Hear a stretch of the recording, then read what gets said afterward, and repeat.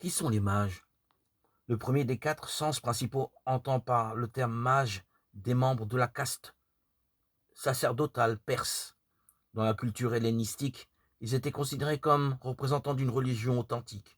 En même temps, cependant, leur idée religieuse était retenue comme fortement influencée par la pensée philosophique, de sorte que souvent les philosophes grecs étaient présentés comme leurs disciples.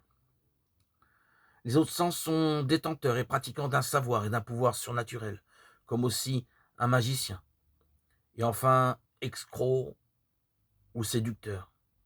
Dans les Actes des Apôtres, nous trouvons cette dernière signification. Un magicien du nom de Bar-Jésus est qualifié par Paul de fils du diable, ennemi de toute justice. Acte 13, verset 10. Et de cette façon, mis au pas. L'ambivalence du terme mage que nous trouvons ici met en lumière l'ambivalence de la dimension religieuse comme telle. La religiosité peut devenir un chemin vers une vraie connaissance, un chemin vers Jésus-Christ. Mais quand, face à la présence du Christ, elle ne s'ouvre pas à lui et se pose contre l'unique Dieu et Sauveur, elle devient démoniaque, destructrice. Dans le Nouveau Testament, nous rencontrons ainsi les deux significations de mage. Dans le récit de saint Matthieu sur les mages, la sagesse religieuse et philosophique est clairement une force qui met les hommes en chemin. C'est la sagesse qui en définitive conduit au Christ.